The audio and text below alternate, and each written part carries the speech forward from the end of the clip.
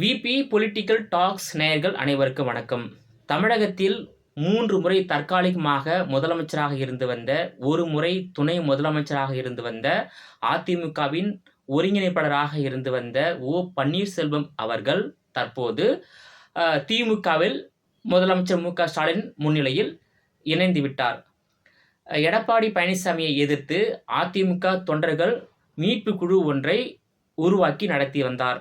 அவர் தலைமையில் சட்டமன்ற உரிமைகள், நாடாளுமன்ற உரிமைகள், முன்னாள் அமைச்சர்கள், முன்னாள் சட்டமன்ற உறுப்பினர்கள், அதிமுக முக்கிய நிர்வாகிகள் எல்லாம் இணைந்து இந்த அதிமுக தொண்டர்கள் மீட்பு குழுவை நடத்தி வந்தார்கள். ஆனால் பன்னீர்செல்வம் தலைமையிலான அந்த அதிமுக தொண்டர் மீட்பு குழுவில் இருந்தவர்கள் படிப்படியாக திமுகவில் இணைந்து வந்தனர். கடைசியாக அந்த குழுவை கலைத்துவிட்டு தற்போது பன்னீர்செல்வம் அவர்கள் திமுகவில் இணைந்து விட்டார். அவருக்கு திமுகவில் முக்கிய பதவி வழங்கப்படவும் வாய்ப்பு இருக்கின்றது.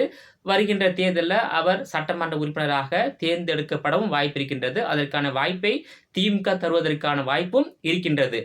இப்போ ஜெயலலிதா மறைவுக்கு பிறகு அதிமுகவை திமுக கபலீகரம் செய்துவிட்டது என்றுதான் சொல்ல வேண்டும். அதிமுகவை பல பாகங்களாக உடைத்தது திமுக என்றும் அதிமுக தரப்பில் குற்றச்சாட்டப்படுகிறது. இப்போது முதல் முறையா முதலமைச்சர் ஸ்டாலின் தலைமையிலான திமுகவினர் அதிமுகவை கபலீகரம் செய்து விட்டார்கள்.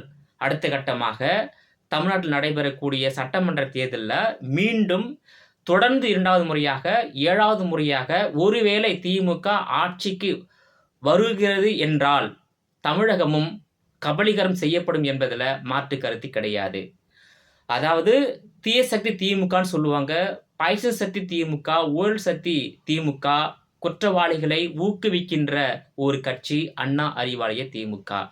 இந்த திமுக ஆட்சி தமிழகத்தில் எப்பொழுதெல்லாம் நடைபெறுகிறதோ அப்பொழுதெல்லாம் குற்றவாளிகளுக்கு முழு சுதந்திரம் அளிக்கப்படுவது வழக்கமாகிவிட்டது. நிரபராதிகள் தண்டிக்கப்படுவது வழக்கமாகிவிட்டது.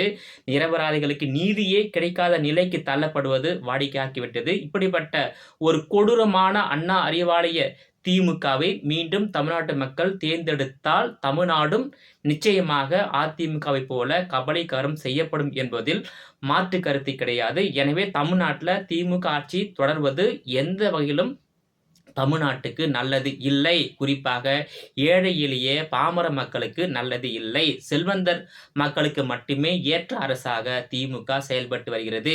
ஒரு குறிப்பிட்ட மக்களுக்கு மட்டுமே சாதகமான நிலைப்பாட்டை திமுக எடுத்து வருகிறது. சமூக நீதியை காப்பதில் திமுக முற்றிலும் தவறிவிட்டது. திமுக எதற்காக தொடங்கப்பட்டதோ அதனுடைய பாதையில் இருந்து தற்போது முற்றிலுமாக விலகிவிட்டது. ஏழை எளிய பாமர மக்கள் வாழ முடியாத மாநிலமாக தமிழ்நாடு மாறிவிட்டது.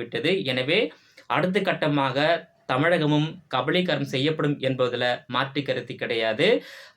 திமுக தரப்புல 4 லட்சம் கோடி ஊழல் நடந்துள்ளதாக எதிர்க்கட்சி தலைவர் எடப்பாடி பழனிசாமி அவர்கள் தமிழக ஆளுநர் RN ரவி அவர்களிடம் ஒரு மனு கொடுத்துள்ளார். அதே போல தமிழ்நாட்டில் கனிம வளத்துறையில் ஏறக்குறைய 5 லட்சம் கோடி ஊழல் நடந்துள்ளதாக சமூக ஆர்வலர்கள் அந்த குற்றத்தை முன்வைத்து வருகிறார்கள். அப்படி குற்றத்தை முன்வைத்து வரக்கூடிய சமூக ஆர்வலர்கள் இந்த அரசால் படுகொலை செய்யப்பட்ட சம்பவம் நடந்துள்ளது. நீதியை கேட்டால் அநீதி கொடுக்கின்ற அரசாக தமிழ்நாடு அரசு திமுக அரசு மாறிவிட்டது.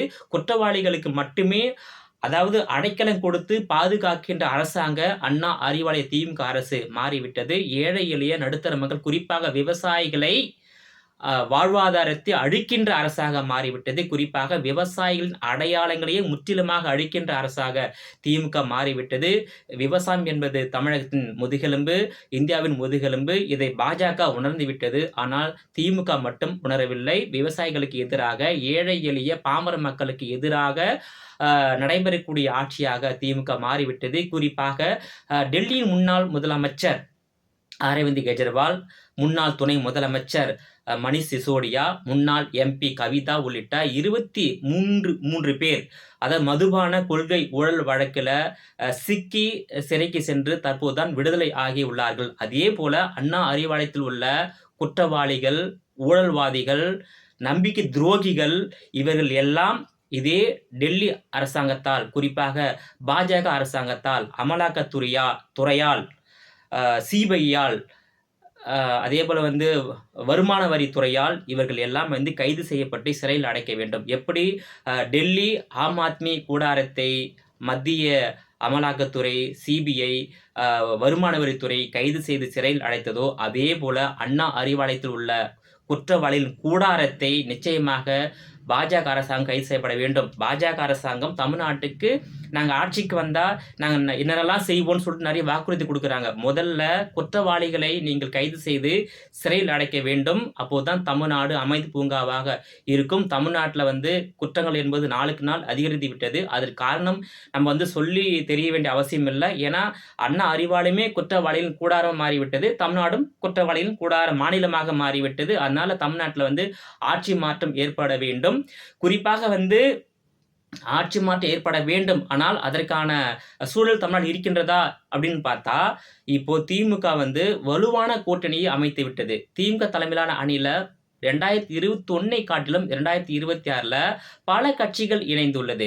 அதாவது 1967ஆம் ஆண்டு எப்படி காங்கிரஸ் கட்சியை வீழ்த்த வேண்டும் என்பதற்காக அண்ணா தலைமையில ஒரு மெகா கூட்டணி அமைக்கப்பட்டதோ, அதே போல தற்போது பாஜக அதிமுக கூட்டணியை வீழ்த்துவதற்காக முதலமைச்சர் மு.க.ஸ்டாலின் தலைமையில ஒரு வலுவான கூட்டணி வந்து அமைக்கப்பட்டுள்ளது என்பதுதான் நிதர்சனமான உண்மை. ஆனாலும் அந்த கூட்டணி வந்து நிச்சயமாக வெற்றி கூட்டணியாக அமையாது. அதாவது கூட்டணி வெற்றி அடையலாம். ஆனால் தேர்தல் வரும்போது அந்த கூட்டணியால் ஆட்சி அமைப்பதற்கு தேவையான வாக்குகளை வாங்கி வெற்றி பெறுவதற்கான வாய்ப்பு அந்த கூட்டணிக்கு இல்லை என்றுதான் சொல்ல வேண்டும். தமிழ்நாட்டில் வந்து ஆட்சி மாற்றம் என்பது அவசிய தேவை. இது ஒவ்வொரு தமிழ்நாட்டு மக்களுடைய தலையாய கடமையாகும். ஏனென்றால் தமிழ்நாட்டில் நீதி நிலைநாட்டப்பட வேண்டும்.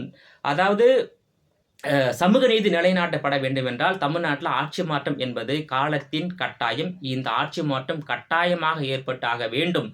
திமுகவினர் சொல்வது ஒன்று, செய்வது ஒன்றாக இருக்கின்றது.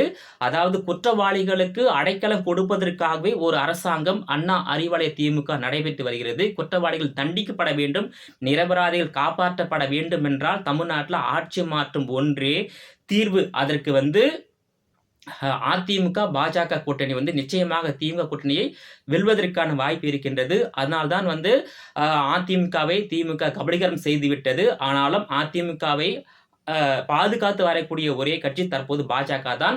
அதிமுக மட்டுமல்ல, தமிழ்நாட்டையே பாதுகாத்து வரக்கூடிய கட்சி பாஜக தான்.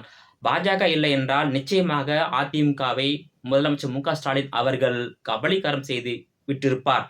இன்னைக்கு வந்து அதிமுகவில் வந்து ஒரு சில பகுதிகள் வந்து பிரிந்து சென்றாலும் ஒரு ஒரு வலிமையான ஒரு பகுதி இயங்குகிறது என்றால் அது காரணம் வந்து பாஜக தான்.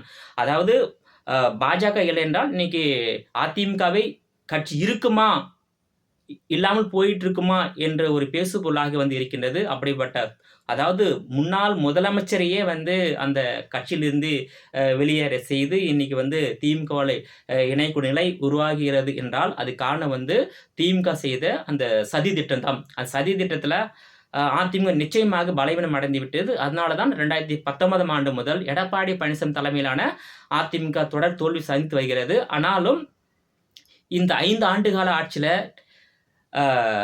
திமுக மீது திருப்தி குறைவு, அதிருப்தி அதிகம். அதனால அதிருப்தி அதிகமாக இருப்பது காரணமாக நிச்சயமாக திமுக இந்த தேர்தலில் தோல்வி சந்தித்தாக வேண்டும். அண்ணா அறிவாலய திமுக மீண்டும் தமிழ்நாட்டை ஆள்வதற்கான வாய்ப்பை தமிழ்நாட்டு மக்கள் கொடுக்கக்கூடாது என்பது ஒரு பொதுவான கருத்தாக இருக்கின்றது. எனவே எடப்பாடி பழனிசாமி தலைமையிலான அந்த அதிமுக வந்து நிச்சயமாக இந்த தேர்தலில் வந்து வெற்றி பெறுவதற்கான வாய்ப்பு இருக்கின்றது. ஆனால் கடினமான ஒரு போட்டி 2 அணிக்கும் இருக்கும். அதாவது திமுகவிற்கும் அதிமுகவிற்கும். நிச்சயமாக அதிமுக வெற்றி பெறுகிறது என்றால் 2 ஆதரவு. ஒன்று வந்து பாஜக ஆதரவு, இன்னொன்று வந்து தமிழ்நாட்டு மக்களுடைய ஆதரவு. ஆனால் இன்னைக்கு வந்து திமுக தரப்புல எந்தெந்த வகையில் அதாவது கூட்டணியை பலப்படுத்த வேண்டுமோ அந்தந்த வகையில் கூட்டணியை வந்து பலப்படுத்திட்டு வராங்க. அனைத்து சிறிய கட்சிகளையும் உள்ளே சேர்த்துட்டு வராங்க. 2021 இருந்த கட்சிகளுக்கு ஒதுக்கப்பட்ட தொகுதிகளை குறைக்கக்கூடிய நிலைப்பாட்டை திமுக எடுத்துள்ளது. அதாவது திமுகவில் உள்ள எந்த கட்சியும் வெளியேறுவதற்கான வாய்ப்பு இல்லை. ஏனென்றால் அவங்க எல்லாம் பாஜக வீழ்த்த வேண்டும் என்ற அந்த ஒற்றை புள்ளியில இருக்கிறார்கள். அந்த அளவுக்கு மூளை சலவை முதலமைச்சர் மு.க. ஸ்டாலின் செய்து விட்டார் என்று தான் சொல்ல வேண்டும். அவருடைய மூளை சலவைக்கு பல பேர் பலிகடா ஆயிட்டாங்க என்று தான் சொல்ல வேண்டும். 2026 நிச்சயமாக ஆட்சி மாற்றம் ஏற்பட்டாக வேண்டும். தமிழ்நாட்டுல ஒரு தமிழின் ஆட்சி உருவாக வேண்டும். நேயர்களே, மீண்டும் இது போன்ற மற்றொரு நிகழ்ச்சியில் சந்திக்கிறேன். அதுவரையில் உங்களிடமிருந்து விடைபெறுவது நான் உங்கள் விஜயபாலன். இந்த பதிவு உங்களுக்கு பிடித்திருந்தா சப்போர்ட் பண்ணுங்க, சப்ஸ்கிரைப் பண்ணுங்க. நன்றி, வணக்கம்.